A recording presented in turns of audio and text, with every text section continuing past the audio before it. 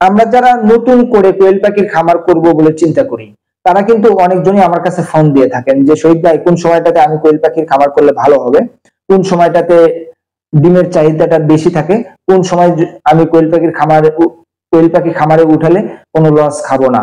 এরকম চিন্তা করা আমার আপনার জন্য ঠিক আছে।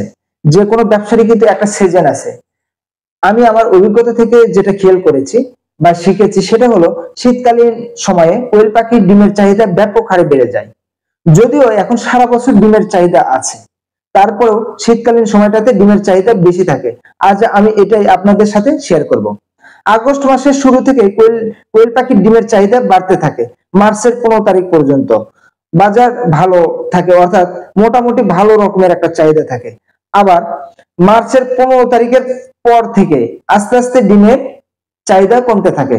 সে সময় আমরা ডিমের পাখি রিজেক্ট পাখি হিসেবে বিক্রি করি, অর্থাৎ সে সময়টাতে, অর্থাৎ মার্চের মাঝামাঝি সময়ের পরেই কিন্তু আমি আমার এই ডিমের পাখিগুলো রিজেক্ট পাখি হিসেবে বিক্রি করে দিই বিভিন্ন হোটেলে অথবা মানে বাজারে, বিভিন্ন জায়গায় হকারদের কাছে। এগুলোতে আমি আমার এই রিজেক্ট পাখিগুলো বিক্রি করে দিয়ে খামারটা পরিষ্কার করি। পাখি বিক্রি করে দিয়ে খামার ভালোভাবে পরিষ্কার করে 20 থেকে 30 দিন খামার রেস্ট দেই, অর্থাৎ চুন বা পটাশ দিয়ে ভালো করে দিয়ে ভালো করে পরিষ্কার করে 20 থেকে 30 দিন রেখে দেই। কারণ হলো এই খামারে যেন আর কোনো জীবাণু না থাকে, জীবাণু মুক্ত করার জন্য কিন্তু চুন অথবা পটাশ দিয়ে দেই। এপ্রিল মাসের মাঝামাঝি সময়ে আমি এরকম এপ্রিল মাসের মাঝামাঝি সময়ে অথবা শেষের দিকে আবার একদিন বয়সের কোয়েলের বাচ্চা খামারে উঠে 2 মাসে জুন মাসের মাঝামাঝি, অর্থাৎ জুনের শেষের দিকে অথবা মাঝামাঝি সময়ে এই বাচ্চাগুলো থেকে আমি ডিম পাওয়া শুরু করি। সময় যদিও তখন ডিমের চাহিদা তেমনটা খুব ভালো থাকে না, তারপরেও কিন্তু লস হয় না, লাভের মুখে দেখি। কারণ হলো জুন থেকে কিন্তু ডিমের একটা চাহিদা চলে আসে। চাহিদা তখন জুন থেকে ডিম দেওয়ার একটা কারণও আছে এটার মধ্যে, সেটা হলো যে আমি আশেপাশের যে দোকানদার হকারদের কাছে ডিমগুলো দেই তাদেরকে ধরে রাখি। কারণ তারা যদি আমার কাছে ডিম না পায়, অন্য একটা কাস্টমার তারা কিন্তু ধরবে, অন্য এক খামারিকে তারা ধরবে, অর্থাৎ তখন তো আমার বাজারের পরিধি কমে যাবে।